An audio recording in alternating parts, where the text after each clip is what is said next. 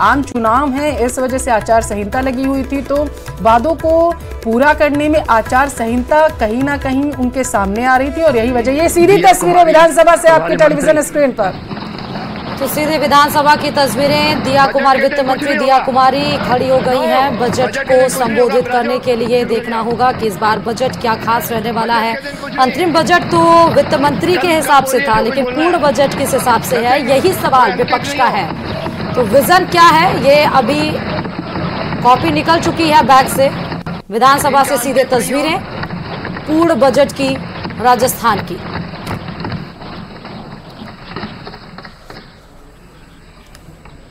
तो वित्त मंत्री दिया कुमारी और विधानसभा अध्यक्ष वासुदेव देवनानी, जहां पर वो जो प्रोसीजर होता है उस पोडियम पर जाकर वित्त मंत्री उस पोडियम पर पहुंच गई हैं, जहां पर 20,000 करोड़ रुपए के पूर्ण बजट का आज वहां से संबोधन किया जाएगा।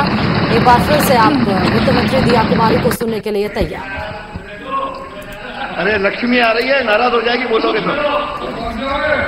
माननीय अध्यक्ष महोदय, आपकी अनुमति से मैं वर्ष 2024-25 के परिवर्तित आय व्यवक अनुमान प्रस्तुत कर रही हूं। प्रदेश की जनता ने विश्वास व स्नेह के साथ हमें जन कल्याण तथा सुशासन की अवधारणा को लागू कर राजस्थान को देश के अग्रणी विकसित राज्य के रूप में स्थापित करने का अवसर दिया है। उसी भावना से प्रेरित होकर 8 फरवरी 2024 को माननीय सदन में लेखा अनुदान प्रस्तुत करते समय ही गत सरकार द्वारा विरासत में दी गई गलत नीतियों एवं कमजोर वित्तीय स्थिति की चुनौतियों को स्वीकार कर अर्थव्यवस्था के सुदृढ़ीकरण, आधारभूत संरचना के विकास, नीति निर्धारण की पहल तथा सबसे महत्वपूर्ण आमजन को राहत देने की दिशा निर्धारित की है।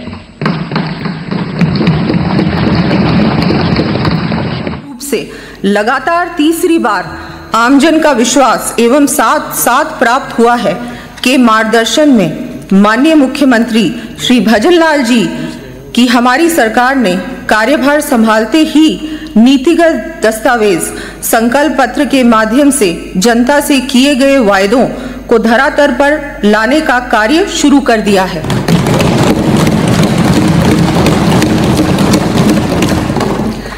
इसके प्रत्यक्ष उदाहरण हैं, इस वित्तीय वर्ष के प्रारंभ से ही लोकसभा चुनावों की आचार संहिता लागू होने के बाद भी हमारे द्वारा अल्प अवधि में ही 53% से अधिक बजट घोषणाओं तथा संकल्प पत्र के 45 बिंदुओं पर कार्रवाई पूरी की जा चुकी है।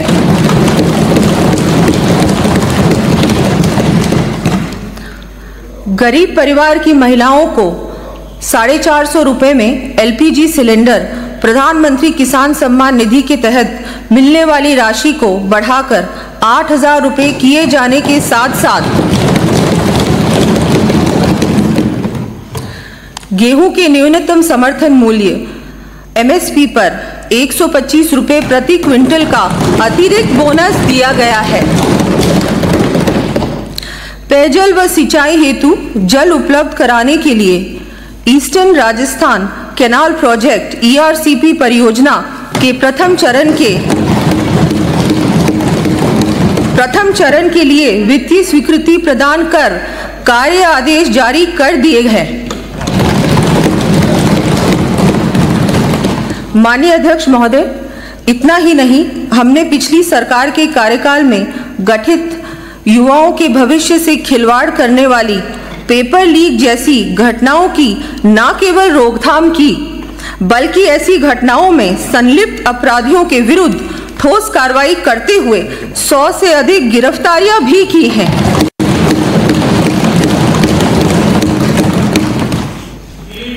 हम आगे भी प्रदेश को निरंतर विकास के पथ पर अग्रसर करने के लिए कार्य करते रहेंगे तथा मुझे पूरा विश्वास है कि इस कार्य में हमें सभी का साथ मिलेगा। मैं आज माननीय सदस्यों को देश के प्रसिद्ध रचनाकार निदा फाजली जी की वो पंक्तियां याद दिलाना चाहूंगी जो माननीय प्रधानमंत्री मोदी जी ने लोकसभा में उद्धृत की थी। सफर में धूप तो होगी, जो चल सको तो चलो, सभी है भीड़ में, तुम भी निकल सको तो चलो। किसी के वास्ते राहें कहाँ बदलती हैं, तुम अपने आप को खुद ही बदल सको तो चलो।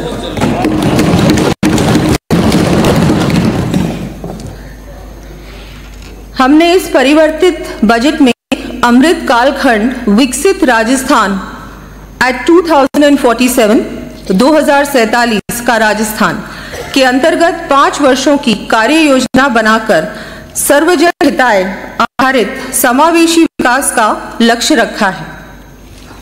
हम इस कार्य योजना के अंतर्गत भविष्य के लिए हमारे 10 संकल्प हैं।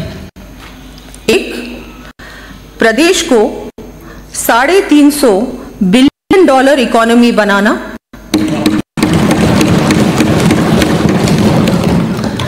2, बुनियादी सुविधाओं पानी, बिजली व सड़क का विकास, इंफ्रास्ट्रक्चर डेवलपमेंट। 3, सुनियोजित विकास के साथ शहरी, ग्रामीण व क्षेत्रीय विकास, quality of life, civic immunities. 4, सम्मान सहित किसान परिवारों का आर्थिक